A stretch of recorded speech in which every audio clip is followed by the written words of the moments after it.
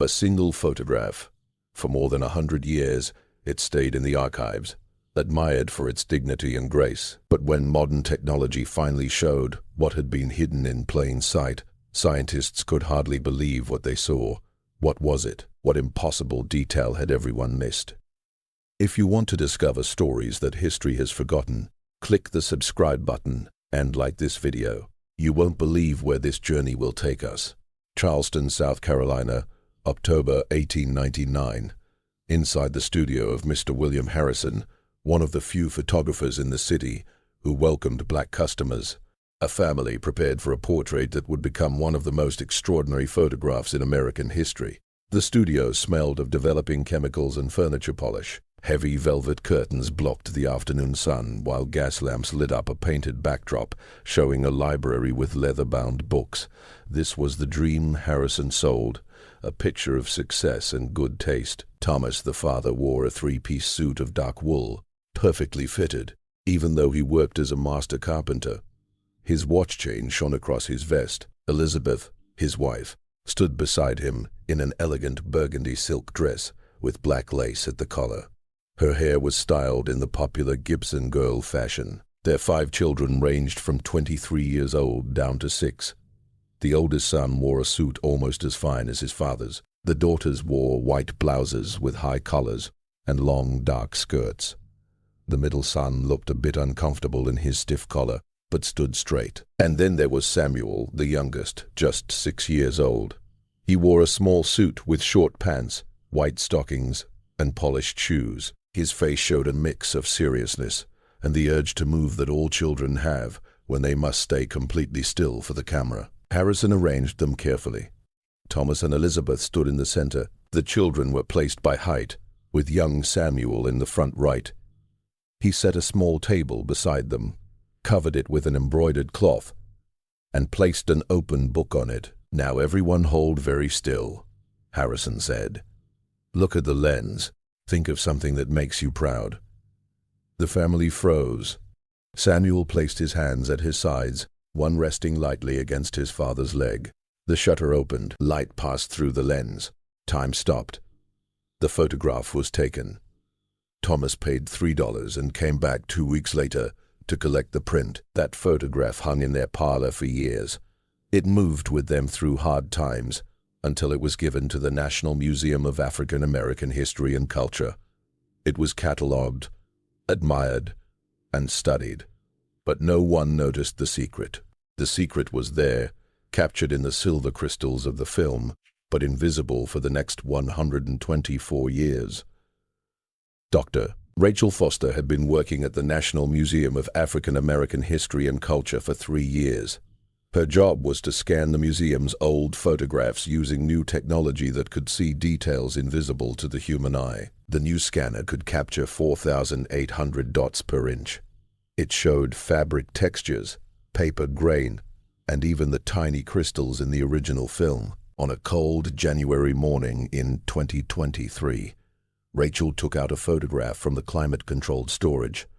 The label read, "Thomas Family, Charleston, South Carolina, 1899. Studio portrait, donated 1987. She had seen it before. It was beautiful. The family's clothes, their straight posture, and their steady gaze showed pride and success. Exactly the kind of image the museum wanted to share. Rachel placed the photograph on the scanner and started the scan.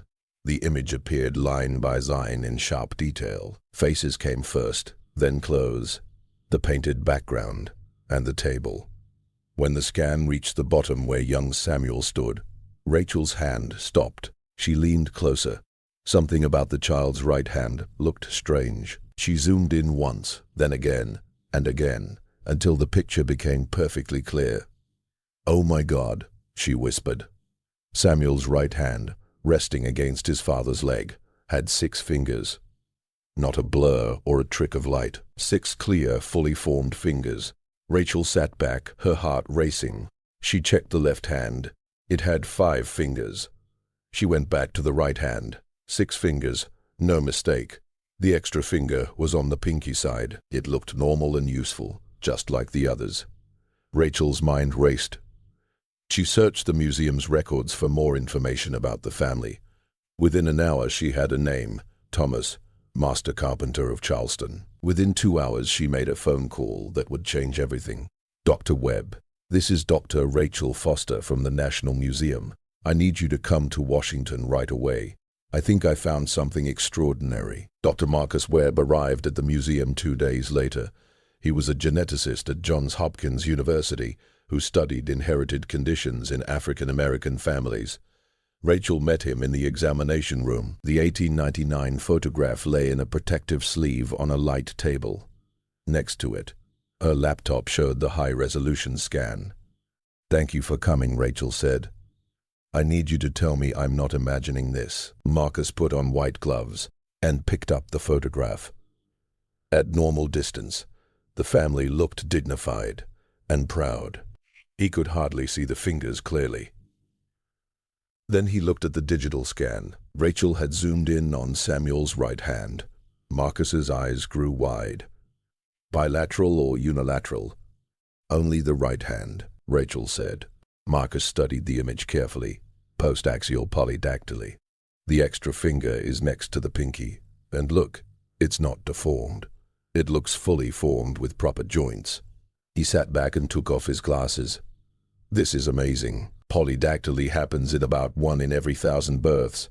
But to see it so clearly in a photo from 1899, and for no one to notice it for over a century, there's more," Rachel said. She opened a thin folder. The family were master carpenters in Charleston for several generations. They were highly respected. Marcus became more interested. Multiple generations. "Do we know if the trait showed up in others?" "That's what I need your help to find out." They began careful historical research. The 1900 census gave basic facts. Thomas, born around 1849, worked as a carpenter. Elizabeth was his wife. They had 5 children, including Samuel, age 7, in 1900. A property record from 1897 showed Thomas had bought a building on King Street, an important achievement for a black man at that time.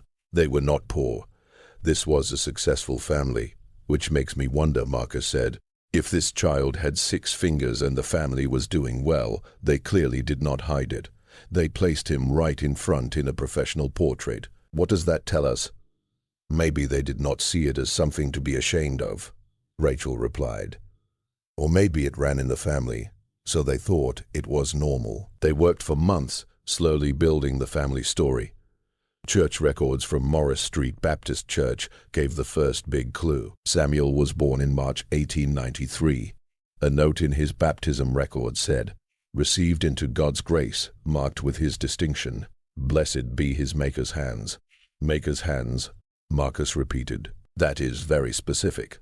Later they found a church newsletter from 1905 that mentioned Thomas's carpentry business. It, said the family, continued the tradition of the maker's hands passed from father to son. The research continued. They followed the family through the Great Migration to Philadelphia and other cities. After 3 months, Rachel found a genealogy post that made her excited. "Marcus, I think I found a living descendant." The post was from Dr. David Clark, who was researching his Charleston Thomas ancestors and mentioned family stories about special hands. David drove to the museum a few weeks later. He was 47 years old, an orthopedic surgeon in Baltimore. He had been looking into his family roots for 6 years. "My grandfather used to tell stories about our ancestors," David said, "about Thomas the carpenter who made the finest furniture in Charleston, about hands that could do things other hands could not, about a gift passed through the blood." He paused, then held out his right hand. Beside the pinky finger was a 6th finger, fully formed and useful. "Only on my right hand," he said quietly. "My grandfather had it too. Same hand. He was a carpenter." He said the extra finger made him better at his work. "My daughter has it as well. She's 7. Rachel showed him the 1899 photograph. David stared at young Samuel with tears in his eyes. "I've never seen his face before." With David's permission, they did genetic testing on him, 3 cousins, and his daughter Emma. The tests took 6 weeks. The results confirmed it. The polydactyly came from a rare mutation in the GLI3 gene. The same mutation ran through at least 6 confirmed generations, from Emma back to Samuel. Family stories and church notes suggested it went even further, possibly 8 to 10 generations, all the way back to the time of slavery, and likely to West Africa. The extra finger was not just different, it gave the family better fine motor control, which helped them become exceptional carpenters, and later, skilled surgeons. They published their findings in a medical journal. The museum created a special exhibition called Hands of Legacy, featuring the 1899 photograph as the main piece. High-resolution images showed Samuel's 6-fingered hand clearly. The story spread through news outlets around the world. Many people with polydactyly wrote to David. Some parents decided not to remove their children's extra fingers after hearing the story. Others felt proud of their hands for the first time. 1 year later, David took his daughter Emma to Charleston. They visited the old building where Thomas had his carpentry shop. They went to the church where Samuel was baptized. They saw the traveling exhibition and met local people who remembered stories about 6-Finger Thomas and his perfect woodworking. Standing in front of the photograph with Emma, David explained their family's long journey. Emma looked at her own right hand, then at Samuel's in the picture. "I'm proud of my hand," she said. David smiled. So was he. "And so are we." The photograph of the Thomas family now hangs in a place of honor in the museum. It has become one of the most visited exhibits. For 124 years, the 6-fingered hand was there, waiting to be seen. Today, it tells a powerful story of pride, skill, survival, and the gifts that travel through blood across centuries.